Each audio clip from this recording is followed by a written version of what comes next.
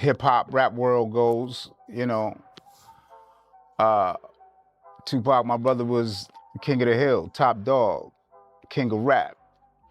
And with it comes a lot of envy, jealousy, and, all types of things. And all I can make of it is there were groups of people who were jealous and envious and full of hate. For decades, Tupac's story has felt set in stone.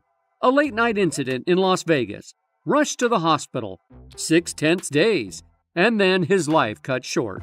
That was a narrative everyone repeated. News outlets, documentaries, interviews, you name it.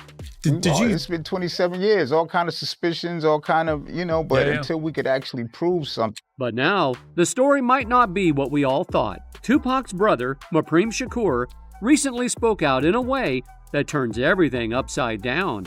Calm, focused, and unflinching, he told Piers Morgan something that made everyone pause. We've been fed lies for years. Tupac Shakur was American hip-hop's brightest light until he was shot 4 times in a drive-by attack in 1996. His death shocked the world. This isn't some internet rumor. This is family. Maprem grew up with Tupac, shared his life, and knew him better than almost anyone.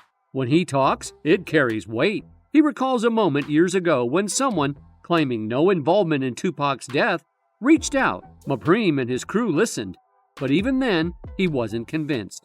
And Tupac's legend has only grown since his, along with the fever speculation about who planned it, who ordered it, and who did it. For 27 years, it was one of America's highest profile unsolved crimes until finally, a year ago, Dwayne Keefe D. Davis was charged. He bragged about being inside the Cadillac from which the fatal shots were fired, albeit not by him. And then there's Diddy. For years, he swore he had nothing to do with Tupac's death. But in 2008, over 10 years later, he called the Shakur family personally through radio host Big Boy to clear the air. It was a deliberate move. Innocent people usually walk away from whispers and rumors, but Diddy felt compelled to explain himself. Think Puffy was involved? Only they can answer that question. Right. I have my own opinion, but I wouldn't slander their name like they did mine. Right. I wouldn't say things that I knew, you know what I mean?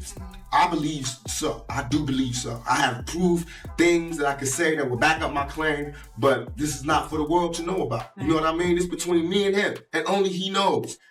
Even with lawyers and advisors likely guiding his every word, Maprem didn't buy it. He listened, weighed the denial, and quietly let his doubts speak for themselves. The message was clear. Decades later, the truth has a way of coming out. This isn't just another retelling of Tupac's death. This is a crack in the story we thought we knew, a glimpse behind the headlines, and a reminder that sometimes the most important voices come from those who lived it. Years after the headlines faded, a quiet ripple is turning into a wave. Maprem Shakur, not yelling, not performing, simply stepped into the light and began to ask questions people stopped asking. His approach is low-key but deliberate. Measured sentences, deliberate pauses, as if he's letting others connect the dots for themselves. Meanwhile, the world around one of music industry's most powerful figures is shifting underfoot. Legal actions, federal probes, homes searched. The scaffolding of influence is showing cracks. People who used to stay silent are starting to talk. When institutions that once seemed untouchable wobble, old stories get new scrutiny. Remember the phone call Maprem got back in 2008? What was meant to be damage control now reads differently. More like an urgent attempt to push back against rumors than a peaceful clearing of the air. If you accept the official version of events completely, you probably wouldn't keep digging for answers for decades. Most folks would let the past rest. Maprem didn't. He's not sensationalizing, he's being precise. He chooses small, revealing phrases instead of big accusations. That restraint makes what he does say feel heavier, like a hand placing a tile that changes the whole mosaic. He's not chasing tabloid drama, he's insisting that certain questions be taken seriously. And the timing is notable. When a public figure faces fresh legal pressure, previously buried whispers can gain new life. That's not necessarily proof of anything on its own, but it does change the context. Statements from years ago look different when reviewed beside new evidence. Offhand denials look different when an entire organization is under the microscope. Whatever you believe about the past, this moment is forcing people to reevaluate. It's less about rumors and more about reconsideration, taking old pieces out of boxes, dusting them off, and seeing whether they still fit the same picture. If Maprim's instincts are correct, historians and journalists may soon be reworking chapters we assumed were finished. People were starting to put the pieces together, and suddenly, Diddy felt the pressure. You can almost picture him picking up the phone, trying to control the story, but here's the catch. Once you're scrambling to prove your innocence, the game is already slipping away. Maprim Shakur's line, "The truth always comes out." It isn't just ominous anymore, it's starting to feel prophetic. But is your belief now that Diddy may have been involved in that first shooting? I don't know, Pierce. I don't know. Thus the investigation. None of us know. This is the best way for us to get some answers, to have an actual investigation into his, regardless of who was responsible or the who's that were responsible in each incident. For years, Diddy has denied any involvement in Tupac's death. But behind closed doors, investigators may have had damning evidence all along. These aren't street rumors or gossip. These are federal interrogation tapes. And the numbers are staggering. Diddy's name reportedly comes up 47 times in connection with Tupac's end. 47. The tapes include statements from Keffe D, the very man now facing charges related to Tupac's death. He didn't whisper in secret. He sat under federal lights, recorded, and allegedly detailed how Diddy supposedly offered millions for Tupac and Suge Knight. One line in those recordings keeps popping up, a line so chilling it could rewrite everything we thought we knew. Many people are thinking, why hold on to these tapes for decades if they didn't matter? Why would prosecutors consider Keffe D credible enough to bring charges if there wasn't substance behind his words? Meanwhile, Diddy spent those same years building his empire, winning awards, giving speeches about peace, and publicly denying any connection to Tupac's death. But all the while, the tapes sat in evidence lockers, silent yet potent, like shadows, waiting to be cast. Now, with Diddy facing racketeering charges and his empire under scrutiny, those old recordings could finally step out of the shadows. Prosecutors often use older evidence to strengthen current cases. If they can link Diddy to organized crime today, what's stopping them from tying him back to alleged plots from the 90s? Potentially saying what is really on your mind.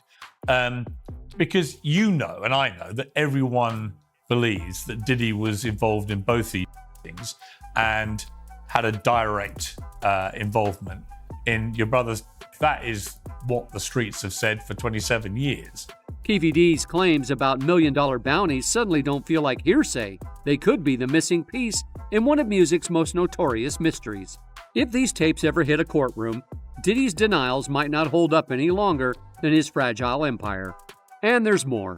During FBI raids of Diddy's homes, agents weren't even looking for Tupac-related evidence. They were chasing modern files, finances, racketeering trails. But sometimes the biggest finds happen by accident. Buried among the papers, investigators reportedly found documents marked with one word, Cuba. To most, it might seem meaningless. But in a case this tangled, nothing is random. Especially when that single word connects a long-standing speculation that Tupac may have faked his death and escaped there. Remember Tupac's aunt, Assata Shakur? She's been living in Cuba since 1984, feeding conspiracy theories for decades. Suddenly, what once seemed impossible starts to look very plausible. But the story doesn't end here, because there's a thread in this story that goes off the usual map, and it starts with Michael Neese, a man who once stood at Tupac's side.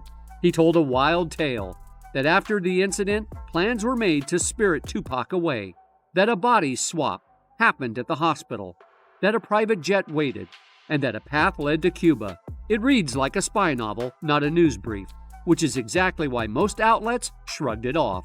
Then Michael disappeared. Not a fade into retirement, but a sudden stop. No statements, no evidence released, just silence. When eyewitness claims are paired with a vanishing source, fact and fiction blur fast.